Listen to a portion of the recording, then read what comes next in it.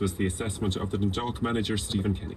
Well, you know, we played very well for long spells tonight and created a lot of chances, and we were very dominant. I think obviously we conceded a really poor goal from our point of view, and Shamrock Rovers defended well. They were very determined tonight, and they put in a fair shift. We played very well tonight for spells and created a lot of good chances, and it's just the goalkeeper played well and we just didn't take them, and Brian Garrett scored the equaliser, and we looked like we'd go on and win it, and it was ways of attack really, and there was no threat to our goal at all really in the second half, and but we just couldn't get that important second goal. Really, we just didn't take our chances tonight. That was the main thing. You know, we hit the bar, we hit the inside the post. Barry Murphy made a lot of good saves, and we just couldn't get that second goal. So that was ultimately it. The Republic of Ireland women's team lost 1-0 to Portugal at Tallaght Stadium in their European Championship qualifiers. Sue Ronan's team have taken 4th place in the group. Portugal have qualified for the finals. Everton and Bournemouth were the high-profile casualties in a busy night of League Cup action in England. Everton lost 2-0 to Norwich, while Bournemouth suffered a 3-2 defeat to Preston. Cesc Fabregas scored twice in extra time as Chelsea beat Leicester 4-2. Liverpool eased past Derby County 3-0, while Arsenal enjoyed a 4-0 win at Nottingham Forest with 2 goals from new signing Lucas Perez. Tonight, the holders Manchester City and their new manager Pep Guardiola visit Swansea, while Jose Mourinho's struggling Manchester United travel to Northampton Town. Noel Meade has appointed Sean Flanagan as his stable jockey following the retirement of Paul Carberry, who spent more than 2 decades in the role.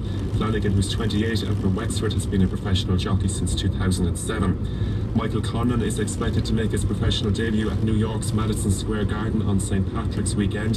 His deal is understood to be for a minimum of 6 fights a year, 1 of which will be in Ireland. And in rugby, Saracens winger Chris Ashton has been handed a 13-week ban after being found guilty of biting Northampton prop Alex Waller during their English Premiership match last Saturday.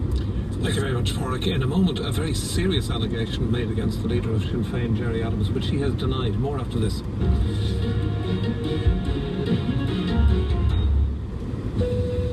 Ladies and gentlemen, welcome on board. KLM Royal Dutch Airlines is pleased to announce imminent departures from Dublin. Fly with KLM from Dublin Airport as of the 30th of October. With over 140 destinations via Amsterdam, the choice is yours. Havana, Johannesburg, Shanghai, and many more. Book your flights now at klm.com. Sit back, relax, and enjoy your flight.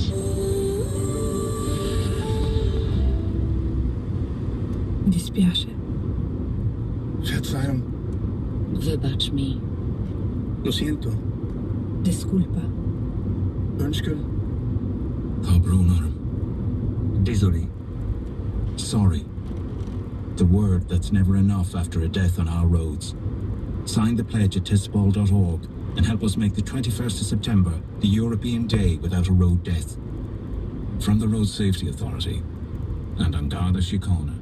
The ploughing kicks off from September 20th to 22nd in Screggan, Tullamore, County Offaly, showcasing the best of Irish food, farming and culture. Over 1,500 exhibitors featuring the most innovative farm machinery, the finest livestock, a food festival, craft fair, live entertainment, fashion shows, off-road driving experience, garden displays, innovation arena, tractor football, international trade, motor show, lifestyle and forestry villages, and much, much more. The Ploughing 2016 is not to be missed. Coming up on The Ryan Tubridy Show.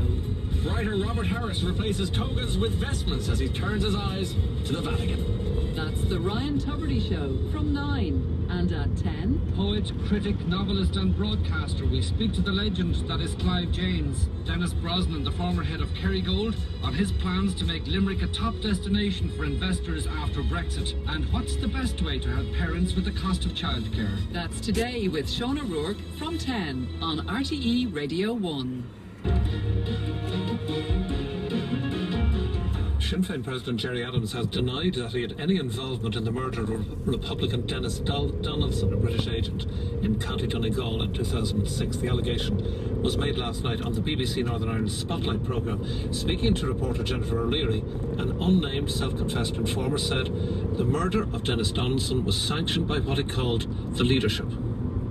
I know from my experience in the IRA that murders have to be approved by the leadership. Political leadership of the IRA and the military leadership of the IRA. Who are you specifically referring to? Gerry Adams. That's an excerpt from that programme, Spotlight, broadcast last night. Joining us, our Northern editor, Tommy Gorman. Can you just tell us more about who this man who made that, unnamed as I said, who this man who made that allegation was?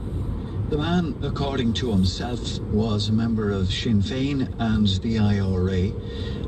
And according to himself too, he was also working for the RUC's special branch, providing them with intelligence over a long period.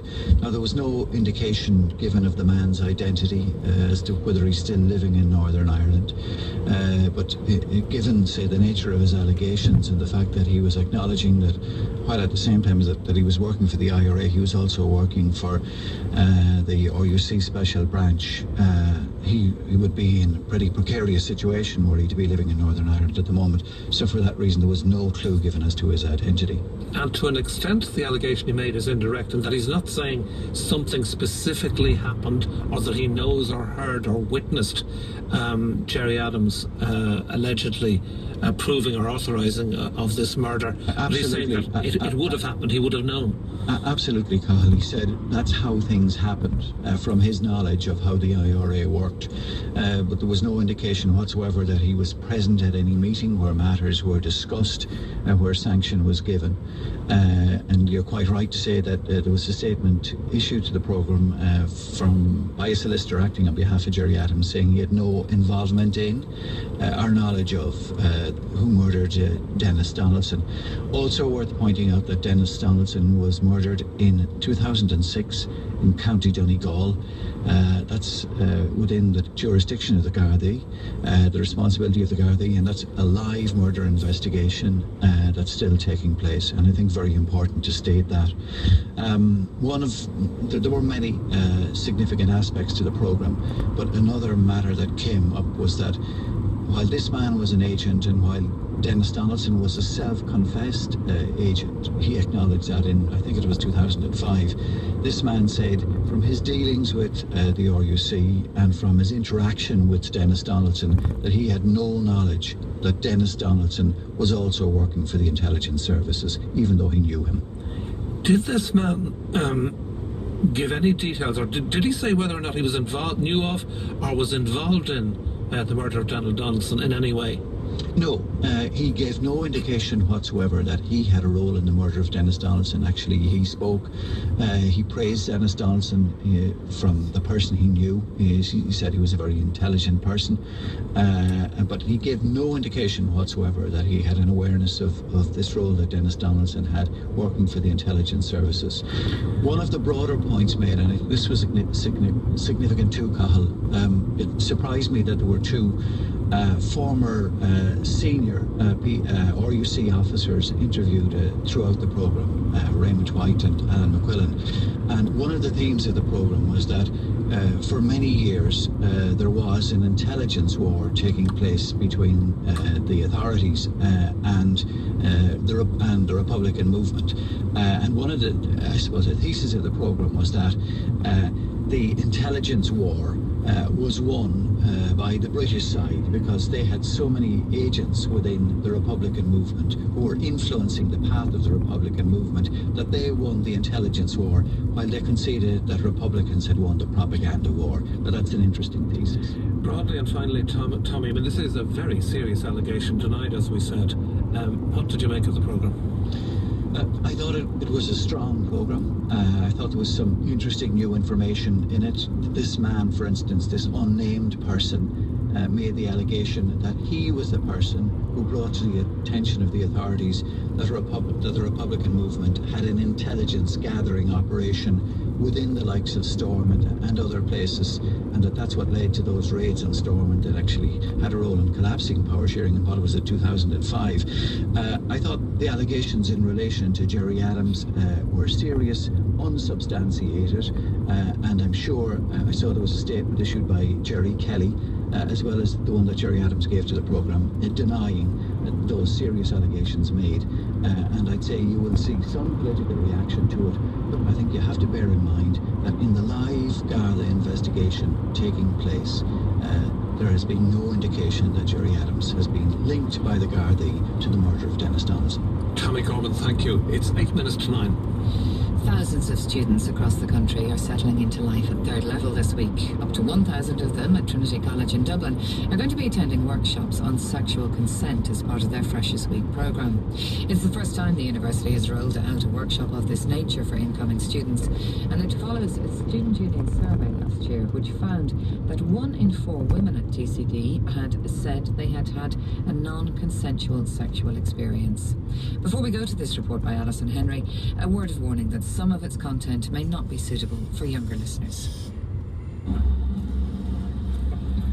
I think a lot of, particularly freshers and undergraduates, are probably very naive to the ways of big bad cities. We're coming from the country or from other cities to new areas, and everyone seems happy and like they're not out to maybe use or abuse you, and I think that a lot of freshers probably need education on that. For many students at college, what happens outside the lecture hall is just as much of a learning experience as inside.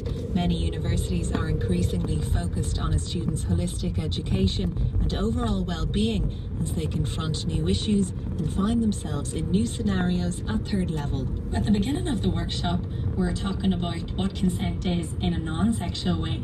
For example, there's a scenario where you're thinking about you want some of your friends' popcorn. Do you just go ahead and take it? Do you ask for it? How much do you take? And the main point, I guess, of the workshop is that there's no right answer, but it's to really make people think. Aveen Loughlin, Student Union Welfare Officer at Trinity College in Dublin, explains what students can expect at a workshop on sexual consent taking place each day this week. Up to 1,000 students from Trinity halls will be divided into small groups and will take part in 90-minute sessions. For many, it will be one of the first activities they take part in as a freshman student. Each workshop will be led by one member of the student body and one member of staff. Trish Murphy is psychotherapist and student counsellor at Trinity College. Surprisingly, anything to do with sex still raises a lot of fear in all of us. There's lots of pressures out there, the pressure to be beautiful, the pressure to be clever, the pressure to have knowledge before you have knowledge. So I think there's a huge amount of pressure on students, and they don't want to come across as vulnerable or weak. So they may feel pressure to act like they have loads of knowledge and they're cool with things when in fact they're not. The idea to hold a workshop on sexual consent comes in response to a student union survey published last year, which found that 25% of female students and 5% of male students at Trinity had had a non-consensual sexual experience. This finding is in keeping with the Savvy report at a national level. Trish says it is important the workshops focus on sexual consent rather than offer students general information on safe sex, as student feedback shows consent is the issue which causes the most confusion. A lot of students have a lot of experience of general sexual health from school, so they would have a lot of knowledge. But I think this is different. This is about, discussing consent, discussing the grey areas, and I think that would be a fantastic conversation to have, and probably one that hasn't really been had specifically at home or at school. What we ask people to think about is there's a really grey area. Where's the threshold? At what point does somebody have too much drink taken that you could say, okay, that's consent is still freely given, or they understand the implications of what they're doing. The voice of Dr. Padraig McNeela of NUI Galway, who designed the workshops based on 3 years of research into students and sexual consent. 93% of students say they drink alcohol at third level, and many say alcohol has often been consumed at the beginning of a relationship or casual encounter. For this reason, Padraig says consent when alcohol is involved is an important topic that will be discussed at the workshops this week. So we see alcohol, your relationship status, the situation that you're meeting the person, your sexual orientation, all of these things give colour and a lot of complexity to the negotiation of consent. In Dublin city centre, the idea of a workshop on sexual consent for freshmen has a mixed response among students. I just think we all should have more knowledge in that stuff. You can't ever not know too much about that stuff. And then I think especially students and freshmen coming in, they're well better prepared. They don't need to be told that kind of thing. And having a different class for someone just to learn not to rape someone, they already know that. That's common sense. I think it's great. No one talks about it, because not even between my friends, we don't talk about that. Even those who practice abstinence, it's still important because one day they will get married, and even it's important in marriage as well. The idea behind it is to empower young people to gain consent and to say no whenever they aren't comfortable with something.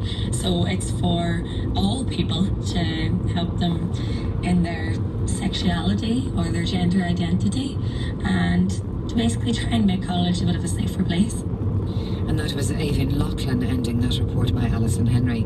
Now, if you've been affected by anything in the report, you can contact the Dublin Rape Crisis Centre. Their 24-hour helpline is 1-800-778888, or you can go to the dublinrapeCrisisCentre.ie. Time now is 8:57.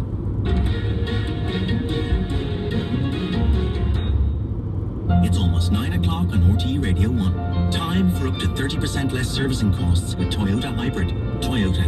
Better. For you, your family, your future. There is one company in Ireland as diverse as the thousands of communities they serve. A company that already powers over 100,000 Irish homes with green energy.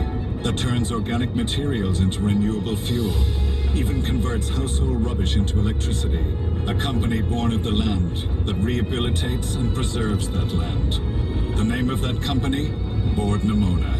To ensure a sustainable future is not just an ideal, but a reality. Bord Namona. Naturally driven.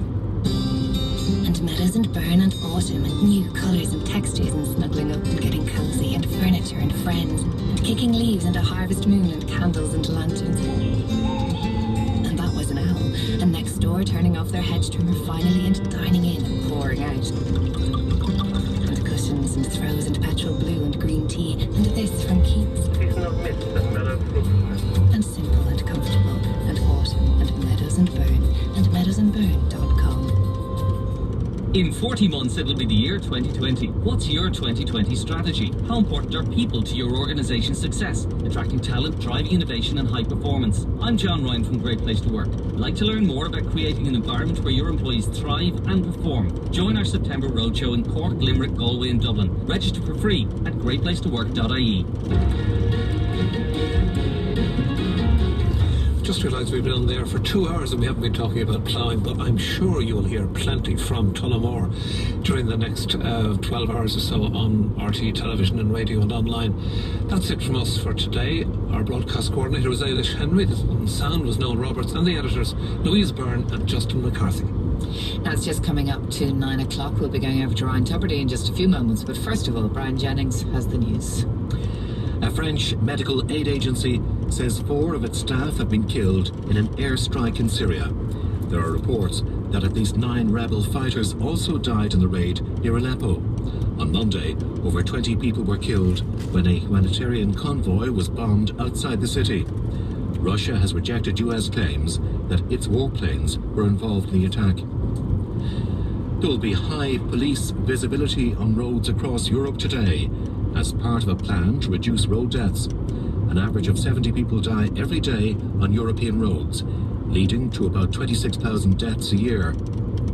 On Morning Ireland, Garda Chief Superintendent Aidan Reid, who's president of the European Traffic Police Network, said they want 0 deaths during the 24-hour period. In every country, there is high visibility enforcement activity. We're asking people to log on to tispol.org and follow the signs to make the pledge. 12 simple requests for today, asking everybody to play their part. The United Nations General Assembly is to adopt a declaration agreeing to combat the growing threat of antimicrobial resistance. The resolution, signed by all 193 member states, acknowledges that global progress in health risks being gravely challenged by drug-resistant bugs. Laois management and unions will hold talks today at the Workplace Relations Commission to address a pay claim by staff amid mounting concerns about the financial provision of the loss-making company. The talks come as industrial action is set to continue at Dublin Bus in a separate pay dispute. The The Economic and Social Research Institute says strong economic growth means there is no need for significant tax cuts in the next budget. It also says spending on social housing can be justified on the grounds that it improves the productive capacity of the economy and improves competitiveness by reducing overall housing cost pressures. The Taoiseach Enda Kenny and representatives from the main political parties will attend the second day of the National Ploughing Championships. Attendance records were broken yesterday when 100,000 visitors passed through the gates at the event in Screggan, just outside Tullamore, County Offaly. RTE Radio 1 weather with Aer Lingus. With award-winning service to Europe and beyond, when smart wants onboard comfort, smart flies Aer Lingus. Rain developing across the western half of the country this morning will extend eastwards during the day. A clearance will follow into Connacht, West Munster and northwest Ulster in the afternoon. The rain will finally clear the east coast this evening. Highest temperatures 13 or 14 degrees. There's a warning that southerly winds will reach gale force for a time this morning on Irish coastal waters from Valentia to Erishead to Rosson Point. And that's all for now. We'll have news again at 10. The Ryan Tubridy Show on RTE Radio 1, sponsored by Sky Fibre. Super fast, totally unlimited, and great value broadband.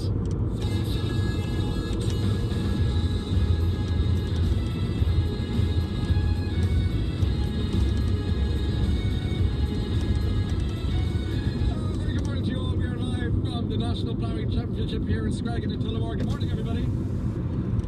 I'm trying to explain this. I was kind of in its big plastic fishbowl, surrounded by people looking in. If you can remember the switcher's window, the Irish train used to come to Dublin, and you'd see the figures that would do this, the rock left and the rock right, and they'd look in and they'd see us. You can't hear us out there. We'll fix that. Don't worry. We'll get to. I'll give you my radio. You can have my phone with the headphones on there. You can have the.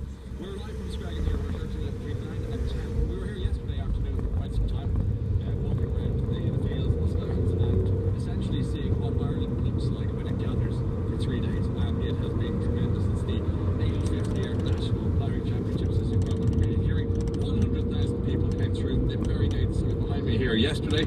Same number expected again today, and so on. A lovely mild morning in the Midlands this morning, not too mucky underfoot, but we have the wellies on just in case.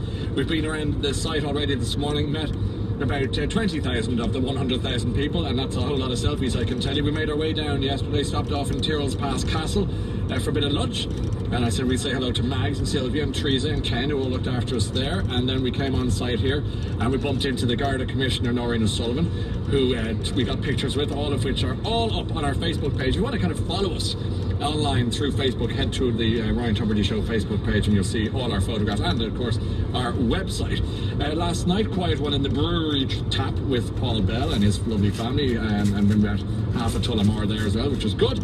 And this morning, passing through the gate here at 7:05, we bumped into June Martin, and June is one of the many people shaking a bucket for the Offaly branch of MS Ireland. So if you're in the area, do be sure to throw in a few quid there and help them out. And of course bumped into the IFA's top dog, Joe Healy, once again with his lovely family last night. 3 gorgeous girls and his missus, and we had a good chat too. So all sorts and all kinds and all types and all kinds of everything here in Tullamore. I'm looking at the Tullamore Tribune as I peruse the papers this morning, and there's President Higgins with the scissors, and more importantly there's Anna May McHugh, and she's standing beside President Higgins and a few of the other National Ploughing Association people, PJ Lynham's there and James Sutton. And Anna May McHugh, she's just a phenomenon, as you probably know. We had her on the Late Late Show on Friday night, where she challenged me to do some ploughing. Now, I'm not ploughing material really, but I said I would do it because she got me on the night. And everywhere I've gone yesterday afternoon and this morning and on into the day, everyone just keeps going, what time are you ploughing up? When are you ploughing? Are you ploughing? Is it happening? And I had to say to them, yes, because I was strong-armed by Anna May. Now, I have my overalls, which are... Jack, would you mind just showing the good people the overalls, just to show that it's real? John Deere sent the overalls. Yes, I'll be getting into that. Yeah, they're liking that.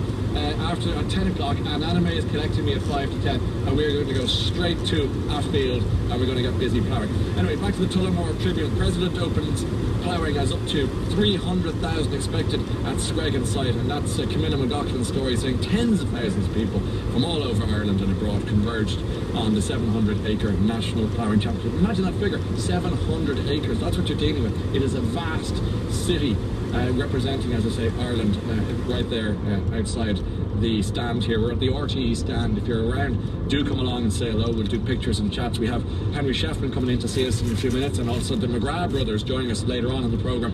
Lots going on, not to mention our competition with ESB Network, so stay with us if you can. Obviously the big news and the big talking point today is the sad news that Angelina and Brad are no longer together. Ah, said one person, just the one, not huge sympathy for them, and we were trying to read through the ruins of what happened, and the Irish Daily Star probably has the best headline, which says "Breaking Brad," which we think is pretty clever under the circumstances. And the analysis in the bus on the way to the ploughing championships this morning seemed to be, he's too cool, she's gone all holier than thou, is a bit of a pain.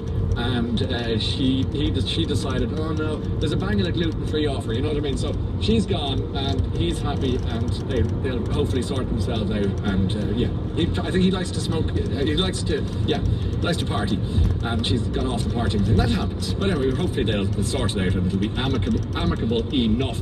But in other movie news, Gibson and Penn to star in film shot in Dublin. That's good news. Donald Clark writing today in the Irish Times that Mel Gibson and Sean Penn will be in Dublin this month to begin work on a film adaptation of Simon Winchester's bestseller The Surgeon of Cork-Thurles, which I read and loved, and has been confirmed. Gibson has already been spotted on the streets of the capital.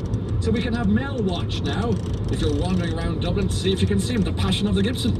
A super actor, a great filmmaker. And this story, by the way, tells the unlikely story of Sir James Murray, early editor of the Oxford English Dictionary, and his interactions with the contributor Dr. W.C. Minor. Doesn't sound tremendously interesting right in that paragraph, but let me tell you, it's a super book and well worth a look at. And what a great two great actors floating around and having fun. Sean Duffy, writing in the Irish Independent today, says an increasing number of employers are interested in the social media activities of potential employees. Now this is very, very pertinent to people who like to party, and even if you don't like to party, if you have to go to a wedding or you just go a bit mad at the office party, you get your picture taken, it goes online. Potential employers are now going through your search, your history, not your search history, you don't need that. They're going through your Facebook postings and online postings and seeing what you look like. And if you are hanging off a chandelier with 16 people hanging out of you, that's going to be found, and you will be judged, and anything could happen after that. All right, so just be aware. 51551 is the text number. Email ryan@rte.ie. We are live from the ploughing championships, but that doesn't mean you can't get in touch with business as usual. We're told this morning, by the way, that a study had people listening to upbeat music over the course of 2 weeks, and the results were clear. Listening to music without a clear genre in mind tends to make people happier, and now researchers have distilled the perfect happy song, and they have decided that we have it. The pattern was clear. The average tempo of a feel-good song was substantially higher than the average pop song, with around 118 beats per happy. And with over 2/3 of the votes, the happiest song in the world is Queen, Don't Stop Me Now. So let's do that and get this show on the road. 9:10.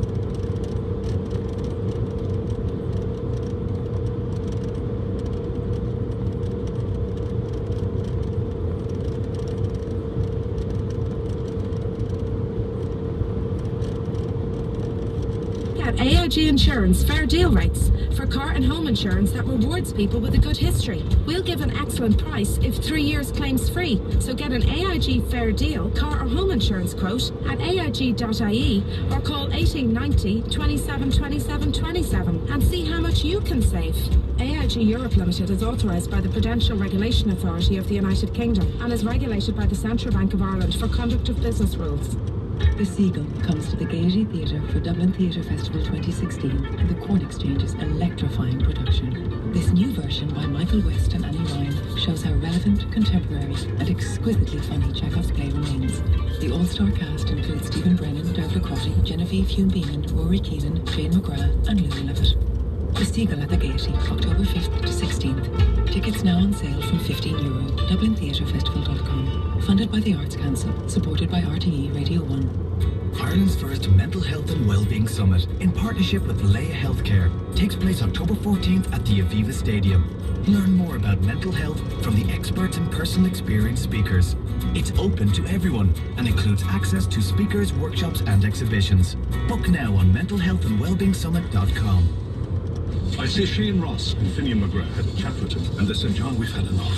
Look, please, don't go on the Late Show. Did you tell him not to go on the Late Show? Absolutely no. We told John the Independent Alliance is totally united about supporting John. Join the debate, hear the analysis and inform the discussion on Saturday with Claire Byrne, this Saturday and every Saturday at 1 on RTE Radio 1. The Ryan Tubridy Show on RTE Radio 1, sponsored by Sky Fibre. Broadband that is so reliable, it just goes on and on and on.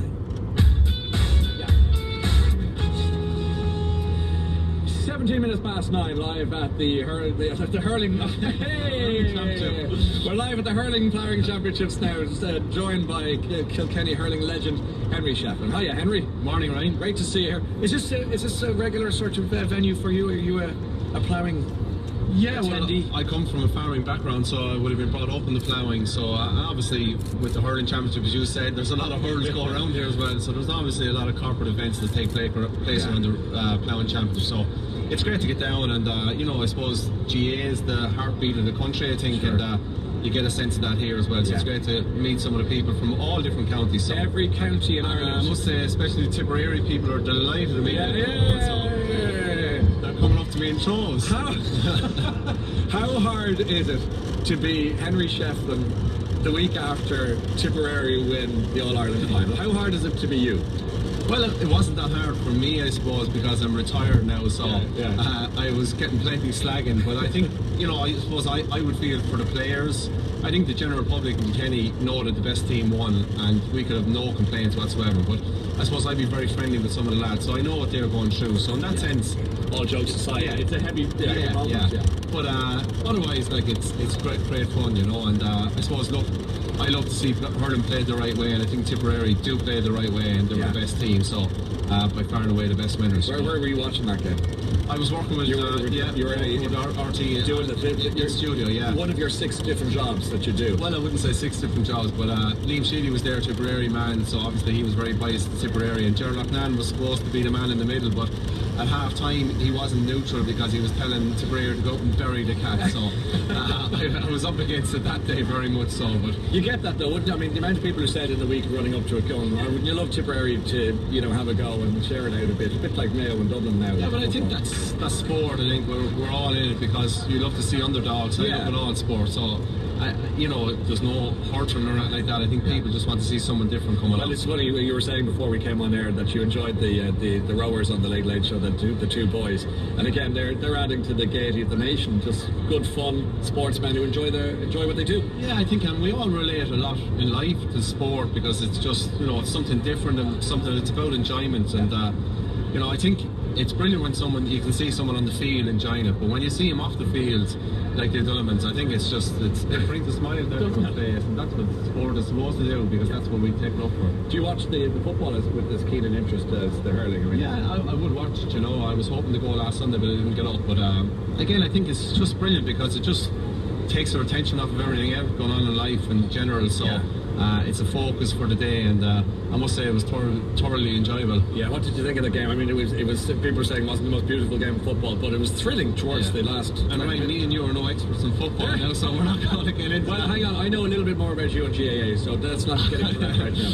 But I must say that for me, as a neutral, I wouldn't know that much about it. No, but it kept me on the edge of my seat, you know, and it wasn't spectacular or like that, but I think, and just the ferocity, the challenges, you know, those lads must have been very, very sore, and I think it was right that Mayo didn't lose the game, and I think it's great to look forward to another couple of weeks of it, you know. That's, again, adding more fun to the nation. We all love to watch it and get stuck in. Let's talk a bit about yourself since you've retired.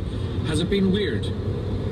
Has it been weird? No, I don't think so, because I'm 37 years of age now, so, you know, I retired when I was 36. Yeah. It was the right time. I had done it for long enough. Yeah. I done the analysis work, working with RT and the Sunday game has really kept me involved, so it hasn't like I've completely gone away from the game. And I think the beauty about GAA as well, Ryan, is that we're still able to play with our clubs, so it's not like you stop. Yeah. That's it, it's over, like the professional rugby players or some of those professional sports people. So I'm back training with my club tonight, and I'm still involved, so that competitive nature has still been, you know, some way getting some action. So in that sense, that's kept me very involved. I think when I finish up my club, then you're finished and you're gone. That might be a little bit weird. That's good to have that, isn't it? To have the club, in that sense, of transition into completely stopping. Right? Yeah, and that's very important, I think. So, but I think once that's gone, your routine of training on a Tuesday or a Wednesday and a Friday and a match the weekend is gone. So it's a little vibe, but I'm sure my wife. I was going to say, you could be some use at home now. Exactly. So, you work in the bank, don't you, as well? Yes.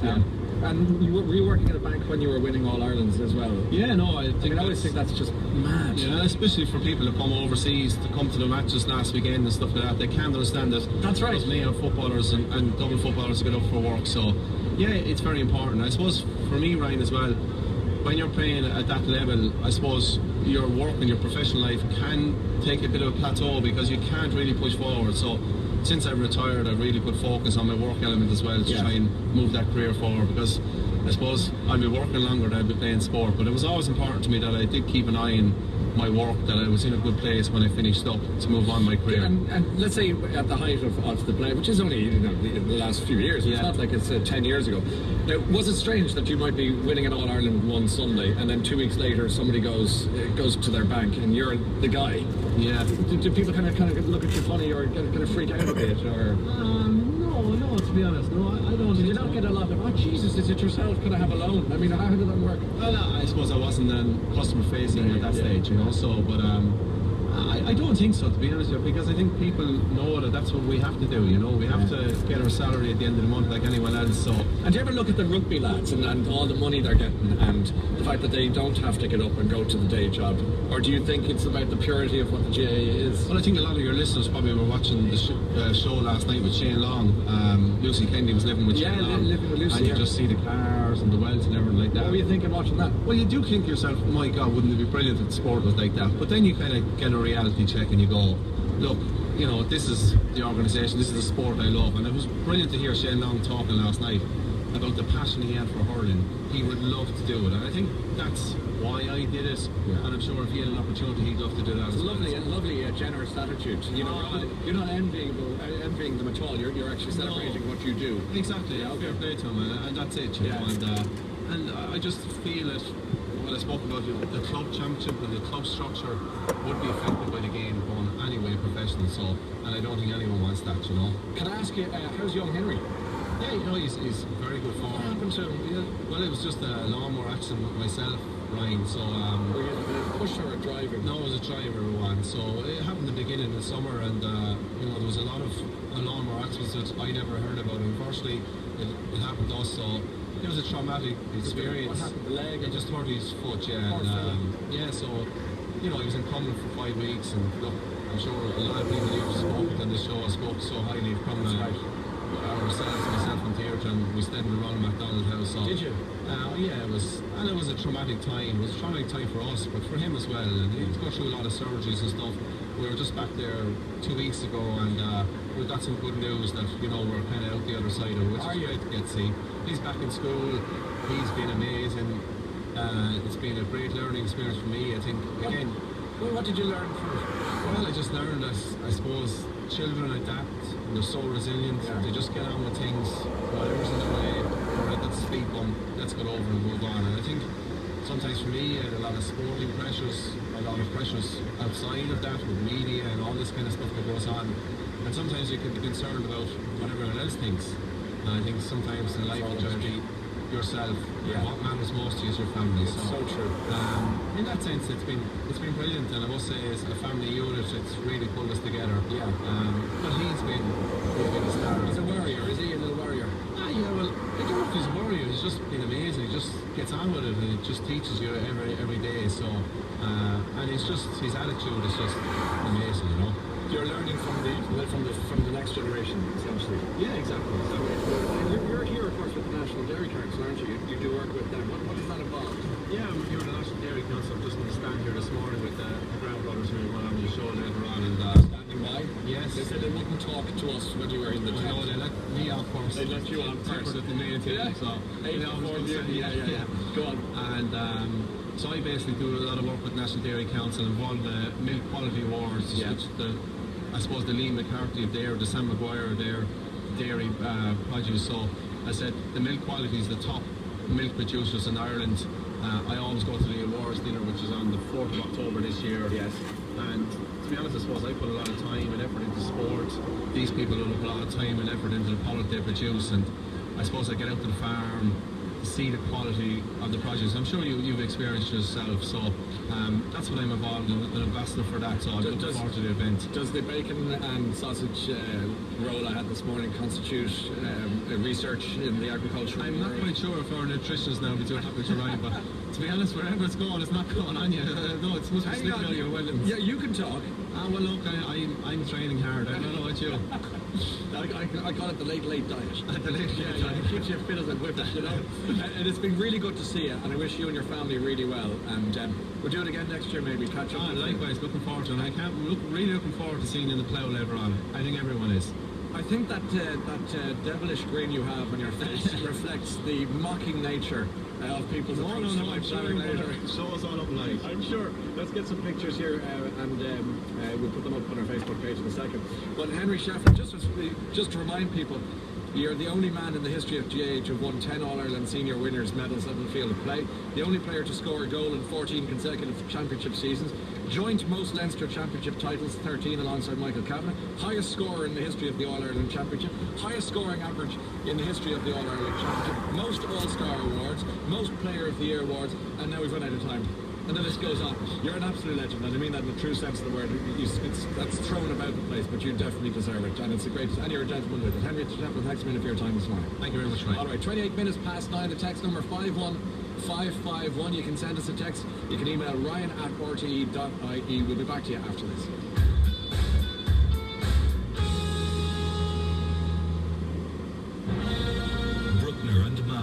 Open the RTE National Symphony Orchestra's new season at the National Concert Hall.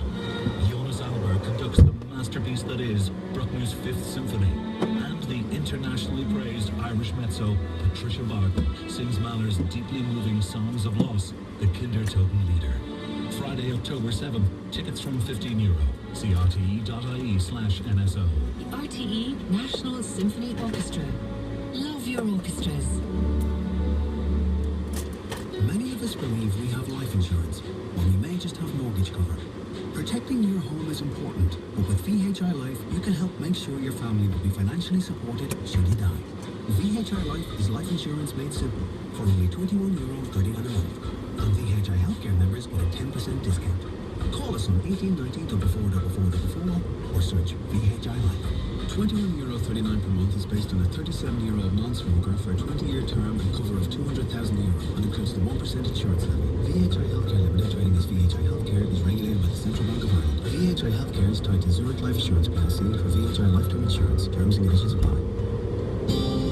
And meadows and burn and autumn and new colours and textures and snuggling up and getting cosy and furniture and friends and kicking leaves and a harvest moon and candles and lanterns.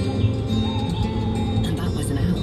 And next door turning off their hedge trimmer finally and dining in and pouring out. And cushions and throws and petrol blue and green tea and this from Keats. And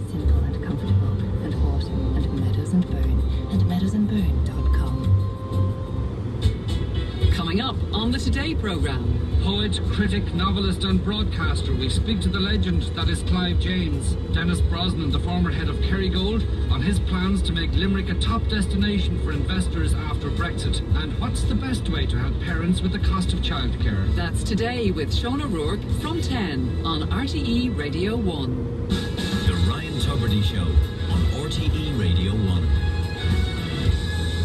Now we've stepped outside of the tent to say hello to our friends who are here at the Ploughing Championship. I don't know if you're hearing us right now, because that sounds like it might be dropping. You are? Okay. Well, I'll just keep going. Yeah, there we go. It's all about the Ploughing Championship this week. We are here doing the show with the ESB networks. They're showcasing their business and future innovations, and together we have our high voltage, low voltage competition. Do you know how, will I tell you how this works? Okay, so this is a quiz whereby I'm going to ask you 5 questions each. I have Avril. Hi, Avril. Where are you from? And what are you doing here today? Ploughing. Are you actually ploughing? Are you just having a mooch? Just having a mooch, right? What about you, Suzanne? Where are you from? I'm from Wexford. And what has you here today? Mooch as well. There's a stand for mooching over there if you want to head down. Is there? Yeah, yeah. And a nice guy, isn't it? And they're steady on now. What time is this? It's hardly saying 9:30. I was up early.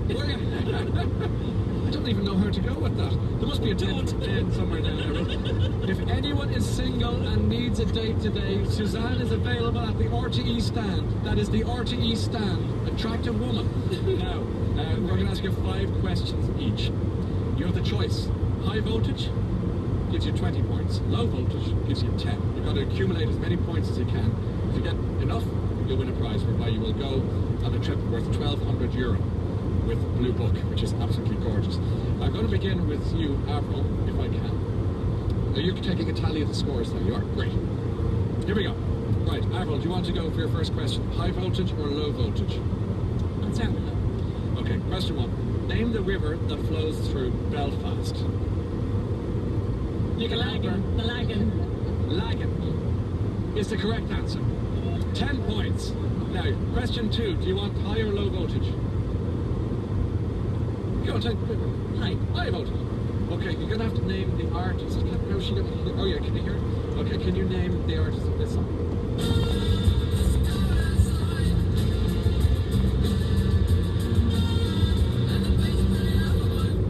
Right, can you name the artist there? Do you know who? Right here. Can anyone help her? I can't hear. No? I can't hear. Yeah, you need more volume. Okay. Well, I'm not sure what to do with that question because you couldn't hear it. So, I'll just give you the answer. Can't do that. We're going to play it again. Okay, play it again, Sam. We'll put the headphones on.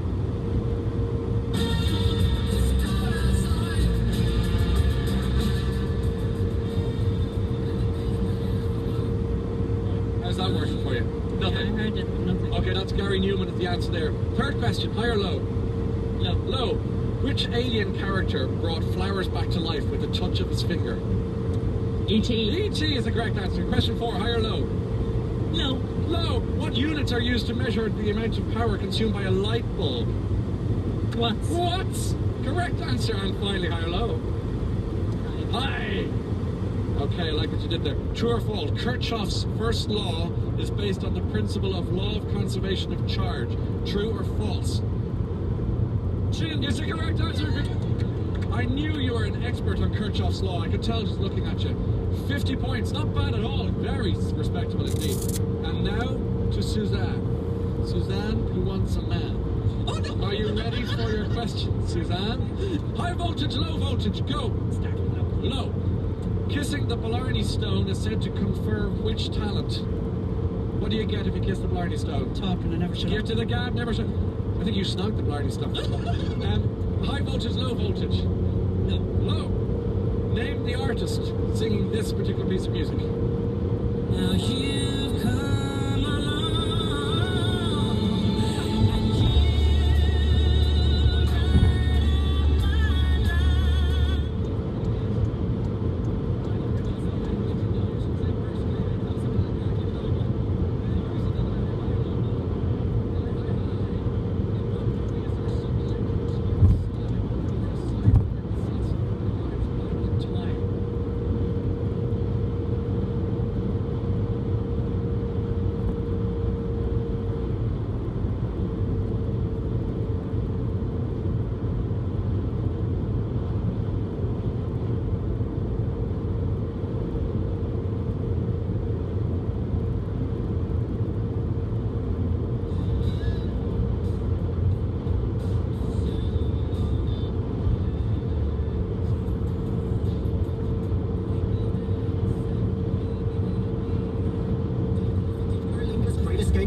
Smart Flies Aer Lingus. Book now at airlingus.com. Fares are each way including taxes and charges. Offer subject to conditions and availability.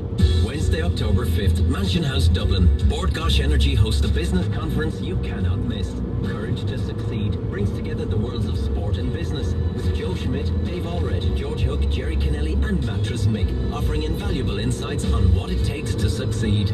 Complimentary tickets for Bordgosh business customers and discounted tickets for non-customers are at bgebusinesshub.ie/conference using promo code BUSCONF. Proudly supported by News Talk. Bordgosh Energy's Courage to Succeed. Wednesday, October 5th, Mansion House, Dublin. It helps if it's Bordgosh Energy. The Pat Kenny Show with Energia, energising homes and businesses all across Ireland. News Talk 106 to 108. Interesting text from David in Cork. He says, school has a lot to answer for in the decline in farming. I was told by my secondary teachers to become an accountant.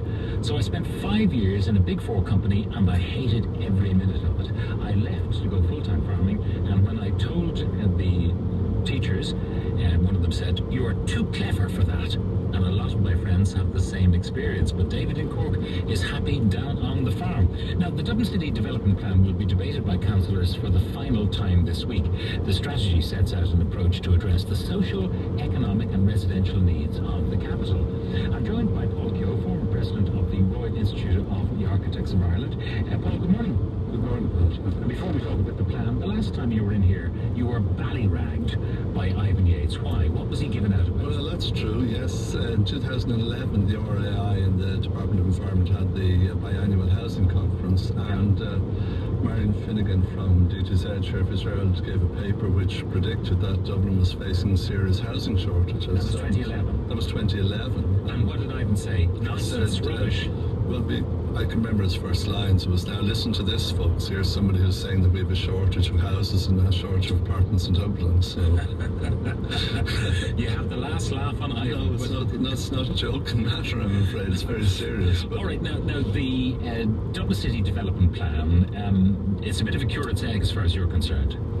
Yeah, Pat, I mean, I'm not against taller buildings or higher densities, but my article in the Irish Times just pointed out the inconsistency in the plan in terms of what's defined as low-rise in the city. There's low-rise in the inner city and versus low-rise in the outer city. And then what's the difference between the two? Like, what's low-rise in the Georgian heart of the capital? Well, the height of, say, of George in Dublin would generally be about 20 metres, 19-20 metres, which in layman's terms would be about 6 residential floors, 6 apartment floors. And the debate now is whether that should be 24 or it should be 28 metres. But there's also a debate going on as to whether there should be a different standard for commercial or office development, or whether a different standard for residential development. Now, what are they proposing? What do they want? Do they want the same size apartments, buildings, as they would have commercial buildings? Well, as the draft says, there would be a distinction. 28 metres would be the height for apartments and 24 for 28 for commercial and 24 for apartments. Why? Because you know, the birds are going to have to avoid the 28-metre ones. So what's the difference? They're going to have to get above that. Offices are higher floor to ceilings. They're generally about 4 metres. So you would have effectively the equivalent number of floors whether it's residential or whether it's commercial. So say a 6th-floor residential building would be smaller than a 6th-floor commercial. That's right. Yeah. They still call them 6 floors. But the issue is, I suppose, that if you go to 28 metres, you know, that is sort of 8 metres higher than Merrion Square, which is about three apartment floors higher than that. And I suppose there would be concern about that, because what I was pointing out is that as the city is going to grow by half a million people in the next 15, 20 years, how do we accommodate that growth? You know, in other words, they're not going to be building massive apartments around the centre of Dublin because the land is too valuable. It's going to be commercial. So where are they going to put the concentrations of people? So where do you think they should? Well, say for example in Rathmines, under the current plan, 13 metres would be the maximum height for a residential development, which would be 4 floors. But if you look at, say, the new Swan Leisure Centre and apartment building in Rathmines, is on the ground floor. There's a swimming pool, there's a gym, there's a cafe, and above that there's 5 or 6 floors of residential apartments. So who's driving this low-rise development in what you might call the inner suburbs? Because you have had quite high buildings. I mean, never mind the Aviva Stadium, which is in the inner suburbs in Ballsbridge, but you have had quite high developments. Why do they want to reduce it? Well, I wouldn't say they want to reduce it. I think there's they want to prevent it. They want to prevent the intensification of the suburbs, which I think we have to do. We've got to accommodate the growth without extending the footprint of the city. You're against urban sprawl, like where a suburb of Dublin is the outskirts of Mullingar. Absolutely, yes. I mean, I think we need to consolidate development within the urban footprint of the city. Now, you have an example that if you have a hectare of land, if you build properly, how many housing units, and proper housing units, not shoeboxes, you can put in that hectare compared to a hectare, say, in the outer reaches of Dublin where you're building side-by-side, semi-detached, terraced housing. Yeah, well, we in the last few years have done 2 social housing developments for Dublin City Council in the northeast inner city, one in Buckingham Street and one in Foley Street, and they would be technically, in the technical jargon, about 150 units, apartments to the hectare, you know. And how many can you get out in the green fields? Well, compared with your standard 8 houses to the acre, which you would have in suburban sprawl, that would be 20. So it's about five times the density of that. And I suppose our blocks had good quality courtyards for the residents in the middle, and they were no higher than 5 or 6 stories. So I would argue that that is a kind of a sustainable height and sustainable level of density for what we need. I mean, when I look at George and Dublin, I think it's magnificent. But when you think of when they were built, you know, going up that high was probably a little bit of a technical challenge. I mean, there's an argument that some of them were jerry-built. They're not fit for purpose, but they're still standing a couple of 100 years on. And it seems odd that we would still confine ourselves to low levels when we've the technology to build very comfortable, very efficient buildings to a much larger scale. Well, as I say, Pat, I'm not against higher densities or higher rise, but the kind of cities we might compare ourselves with, say, Amsterdam or Stockholm, or I looked at Barcelona recently, and in the historic core, most of the new apartment buildings would be about 6 stories. But when so in Amsterdam, I know that when a building falls into the canal, which they do regularly, you build to the scale that exists there. You're not allowed to have skyscrapers poking up in the middle of a canal streetscape, but you build in your own time. You build a 21st century house to replace maybe the 19th century house or 18th century house that fell in, because that makes for a wonderful tapestry of all the eras along the canals. Absolutely. And I saw recently I was looked at some new housing in London in relation to some of the work we're doing, and a really quite fine development by David Chipperfield, the architect in Kensington, you know, which is a part renovation of existing Regency terraces and part new build, but the new build is no higher than six stories. You know, so the point is that you can get pretty high densities there at that level. Some of the comments coming in, will the council also be considering apartment sizes? Families need to be able to live in them too. I mean, that's one of the arguments against many of the private sector apartments that were built.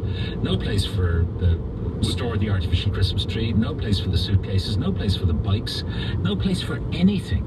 We talked about that the last time I was in here, Pat, in compared with European cities. I mean, Dublin City Council had a much higher residential apartment size guidelines in the last development plan, but Alan Kelly, as Minister for Environment, reduced that down to much smaller minimum sizes, which apparently and in theory delivers more affordable housing. But your point, I think, is that will that housing be attractive enough for people like you and me to live your family life? To live so it's got to be family friendly and family suitable. Why not have high-rise buildings in lots of parts of Dublin that aren't Georgian, i.e. the Keys, far better than urban sprawl? Well, there are 8 or 10 areas which are designated for mid-rise buildings, which is up to 50 metres, and then there are 3. We're talking about what, Euston Gate, that area? Well, Euston, there are 3 or 4 areas, which is Euston, George's Key, places like that, where you're allowed higher than 50 metres, which would be high rise.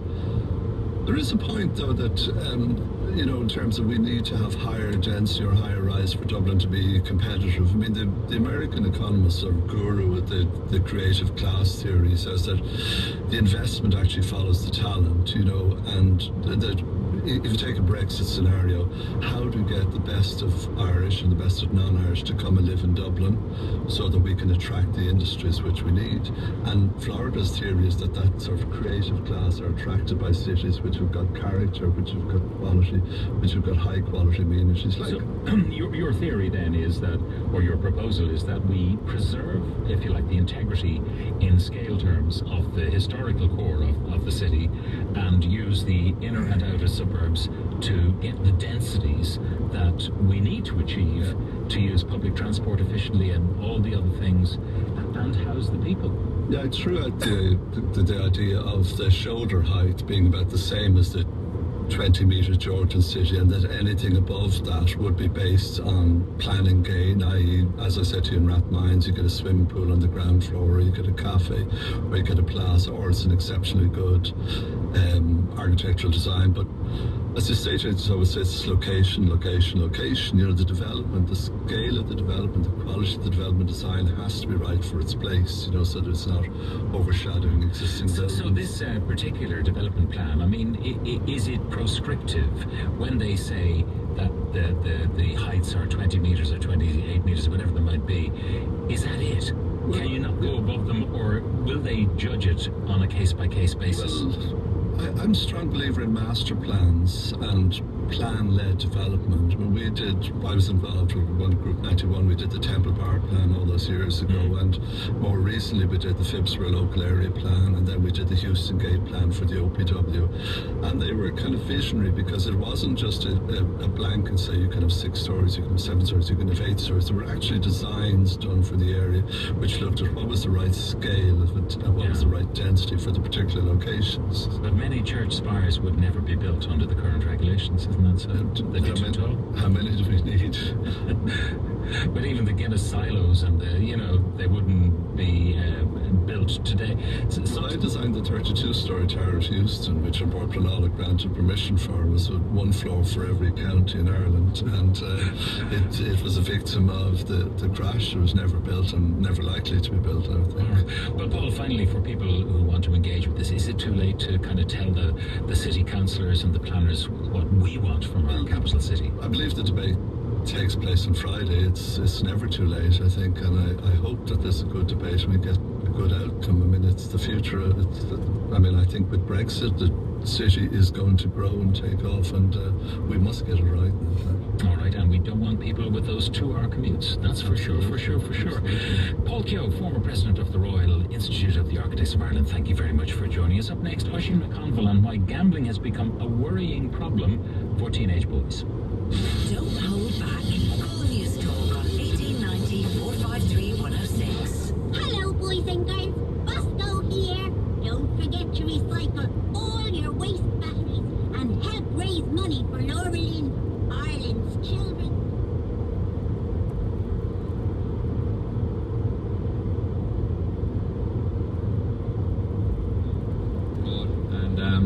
We've had cousins that have played hurling and football at minor and up as far as senior with Tipperary as well. So I'm kind of getting your GA family, is that? That's pretty much it. You're the McGrath brothers. You're credit to to your family and what you do in your county. Congratulations on all your success.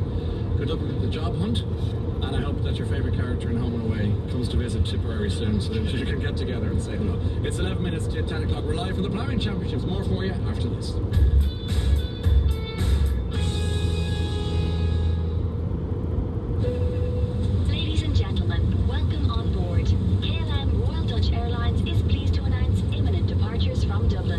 Fly with KLM from Dublin Airport as of the 30th of October.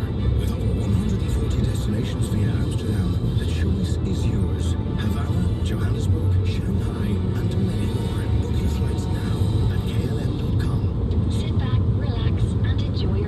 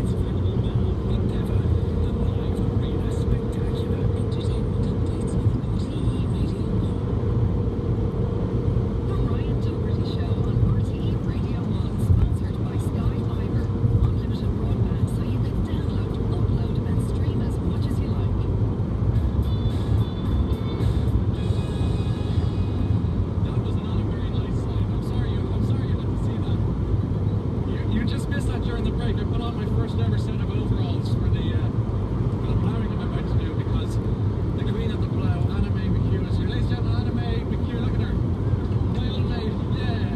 So she's got her overalls on, and I thought I better get mine on. How are you today? I'm wonderful, and you? All I get for the last 24 hours is people saying, are you going out on the tractor with Anna May or not? Because you challenged me live on television. And he promised me that he would, so I am making him keep his promise. And am I being good to my word? Oh, very good. And I really... Lovely judge and everything, lovely tractor and plough to pick up on. What class of tractor am I getting? Oh, you're getting a Ford tractor and running and plough, and I'm sure you'll be well. He told me you drive a car, so there's a steering handle on the tractor and steering wheel on the tractor, so I'm sure you're good. How about the overalls? Am I looking the part? Well, they are to make them look the part, but they put your hand.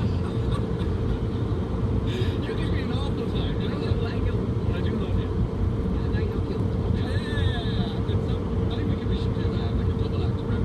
Do a show together. I don't mind. Just the odd time, you know. Yeah, I might take you up an invitation now. Just the odd time. Just a bit of fun a bit more. Anyway, the tractor's ready to go. Yes. Will you come to collect me, Rich? Absolutely. I'll just have to a few people to talk to. That's the idea. Slash, I'm going to just be like, I'll wait. no, you will if you're a gentle. And here's Gerald Fleming. Come up here. How are you? Quick question, if I may, please, Gerald, about what we can expect. Gentlemen those there going, is there snow coming, Ryan?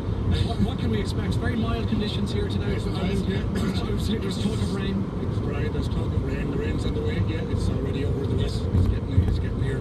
So I think the afternoon will be a bit wet. Oh, really? Yeah. How bad? Like torrential? Torrential, hardly torrential. No, this is Tullamore. This is not Taipei or anything like that. Okay. But however, that could be interesting getting out of here in the evening time. Yeah. I notice you're bedecked in a suit, which I think is very smart. Yeah. But you've got the shoes on the giveaway. Boots, yeah. I mean, you can't go in here without your boots. You're properly dressed. Yeah, well, you look the part anyway, and you're a regular here, of course. With my hair. Nearly 30 years. 30 years. Good Lord. It's very good to see you. Thanks for coming to say hello today. And thanks for bringing the rain with you, Gerald. Appreciate that. Give it a sense of verisimilitude, you know. Verisimilitude, I like that. And a beautiful word. The country unless you get a bit of rain. That is the truth. And thanks for coming. Enjoy your ploughing. And that's Gerald Fleming from Met Aaron, of course. He's one of the good guys in life. And now I'm going to talk to Colin, who's Colin Moore is with the Pestaurant, Rentoul-Kill's pop-up Pestaurant. Hi, Ryan. How you doing, Colin? Good. What is a Pestaurant? Pestaurant, we did this about 3 years ago. We've been here, we're in the business 82 years, ploughing's 85. So we're celebrating that, and we're also having a bit of crack with it. But there's a serious side to, I don't know whether Ireland's ready for it, but there's a serious side. So we're sort of advocating the health benefits of insects as well. To eat insects? To eat them, yes. And how are insects healthy, and how do people know they're healthy? Well, there's various reports, and there was one recently, well, it was a few years ago, from the UN, the Food and Agricultural Organization, and you get more bang for your buck with insects. So it's they're high in protein and they're low in calories. So if you're calorie counting, yes, they're ideal. And as insects go, what's good? Like, let's say you're feeling kind of peckish, but not starving. Which are the good ones? You've got some here. I see you bought some maggots and lice and plain roasted grasshoppers, plain roasted crickets. As opposed to dry roasted, which is very nice.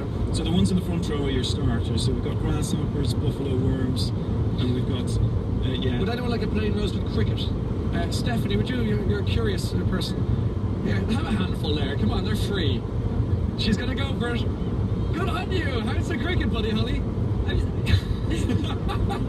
How was it? Crisps. What does it taste like? She's getting sick. She's about to vomit. Would anyone like a mealworm lime coriander? Come on, somebody be that gentleman there. You look like take a few of them to get stuck in there. Here we go. How's that for you? Crispy. Yeah, get the guy. I mean, they're not vomiting and they haven't died of food poisoning yet. No, it's very popular. We went through about 8,000 insects last year alone. So 8,000 hunters. There's a serious side of people in countries that food isn't very plentiful. Will they eat insects to survive? There's about 2 billion people already supplement their diet with insects because they can't afford, the likes of beef. I see lovely machinery and everything here, but they can't. It's a reality. They can't actually afford to. So that's one very plausible, laudable reason for doing it. Yes. Why would you, in a country where we've got bacon sandwiches over there, offer us a plain roasted grasshopper and think that's a good idea. No, you know, why would anyone want this as an alternative? Well, people still supplement their diet with it. So they're high in protein, as I said. They're low in calories. So if you look at 100 grams of crickets, it's about 121 calories. The equivalent of beef is 288 calories. So they are calories. How was your? Will you try? This is enormous, ladies and gentlemen. What are we looking at here, Colin? That one is a grasshopper. That's a grasshopper. I would take the wings off, Stephanie. Oh, you're so good. Are you going to eat one? Are you going to eat one? Go on, Stephanie's eating it. There's no real taste of it. It's like the skin off a nut or something. Skin off a nut. The most Irish response to eating a grasshopper. You are getting 2 tickets to go see Rod Stewart for being such a good sport. Yay! Would anyone else like? Yeah, good man. What's your name? Paddy Lorgan. Paddy Lorgan. Wait, oh gee, that was still alive. That one came alive. Where are you from, Paddy? Mellow. Good man. The mellow man from Mallow. Careful, that one's wings are still going. That's a plain roasted grasshopper, Paddy. Is he eating it? You like that, did you? You, sir, are going to see Kenny Rogers at the 3 Arena. For being... Paddy, all right. I just want to check that...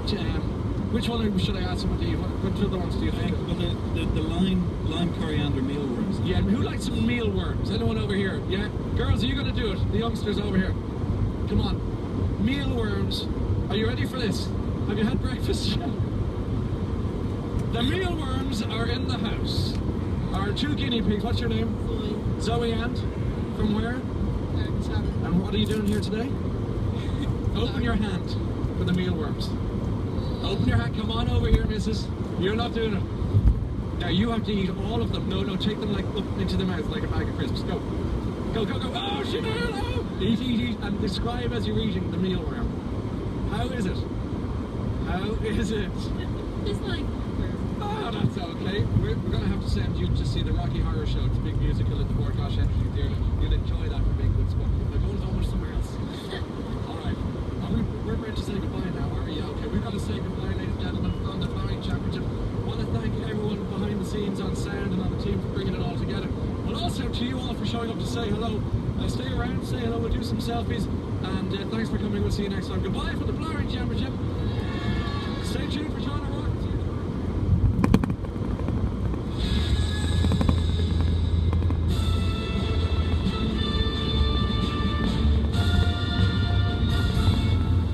RTE News on Radio 1 with Brian Jennings. Good morning. The chairperson of the Garda Síochána Ombudsman Commission has said the law does not allow it to handle effectively complaints about members of the Gardaí. Judge Mary Ellen Ring told the Joint Oireachtas Justice and Equality Committee that the system is cumbersome, overly bureaucratic and needs to be revised. The committee heard that 20% of the cases GSOC deals with relate to minor service issues that could be resolved by existing line managers within the force.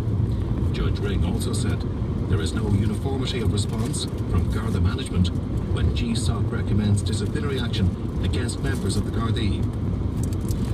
A French medical aid agency says 4 of its staff have been killed in an airstrike in Syria. There are reports that at least 9 rebel fighters also died in the raid near Aleppo. On Monday, over 20 people were killed when a humanitarian convoy was bombed outside the city. Russia has rejected US claims that its warplanes were involved in that attack. The United Nations General Assembly is to adopt a declaration agreeing to combat the growing threat of resistance to antibiotics and antiviral drugs. The resolution, signed by all 193 member states, acknowledges that global progress in health risks being gravely challenged by drug-resistant organisms. There's a high police presence on roads across Europe today as part of a plan to reduce road deaths. An average of 70 people die every day on European roads, leading to about 26,000 deaths a year. Speaking at RT Radio, Garda Chief Superintendent Aidan Reid, who's president of the European Traffic Police Network, said motorists need to take personal responsibility. the young people in particular are overrepresented both in drink driving and in fatalities. 5,600 people have been arrested to date in Ireland for drunk driving or driving under the influence. As I say, 56% of those are people under 40, so people are not listening. RTE Radio 1 weather with Aer Lingus. With award-winning service to Europe and beyond, when smart wants onboard comfort, smart flies Aer Lingus. Rain across the western half of the country this morning will extend eastwards during the day. A clearance will follow into Connaught, West Munster and northwest Ulster in the afternoon. The rain will finally clear the east coast this evening.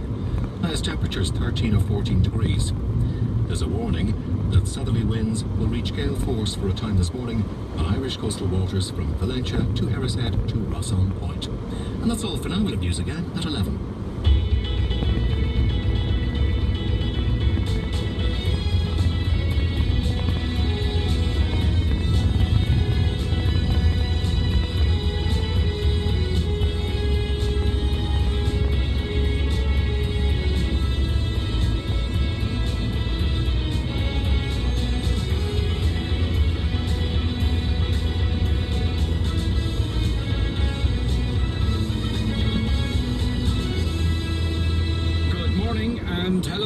Today, fresh allegations put Sinn Féin President Gerry Adams in the spotlight.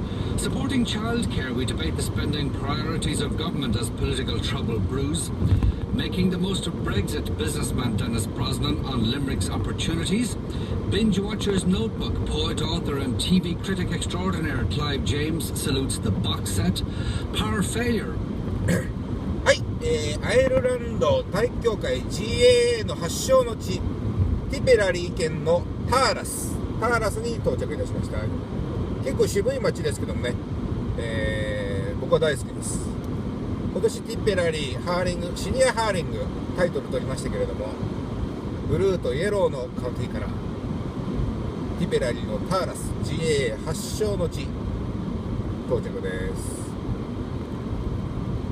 Plenties in Donegal in 2006. Donaldson was a former senior Sinn Féin official and MI5 informer. Gerry Adams' solicitor has issued a denial, and Sinn Féin's MLA and policing spokesman Jerry Kelly also threw cold water on the programme, saying it was a collection of discredited conspiracy theories. We'll be speaking later to Jerry Kelly, but on the line now, Noel Doran, editor of the Irish News. Noel, good morning and thank you for joining us. You watched that Spotlight programme. Who was interviewed and what did he have to say? What did he allege about the killing of Dennis Donaldson? Well, the programme lasted an hour, and we understand it had been in preparation stages for almost a year. It contained an interview with a man who said he was previously a high-level agent in the IRA, working with the British security services, and he spoke in considerable detail about the very high-profile case of Dennis Donaldson. Mr. Donaldson, obviously, subsequently murdered in 2006. And the agent spoke about his own role, his own dealings with Dennis Donaldson. He provided some new information about the circumstances behind the Stormont Gate raids of 2002.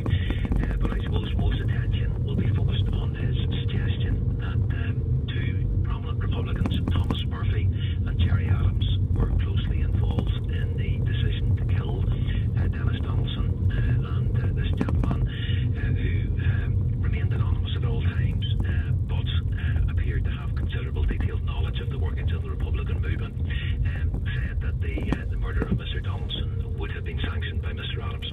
And clearly, as you say, not identified, but how well was it established that he knew Dennis Donaldson? I mean, for instance, would they have known each other, were agents of the British? The programme indicated that that was not the case, that no one knew about Dennis Donaldson's role at that time. I suppose it has to be stressed just how serious and how senior a Republican figure Dennis Donaldson was. He'd been involved in the Republican movement in the provisional IRA and Sinn Féin almost since the earliest days of the Troubles. But his role developed, and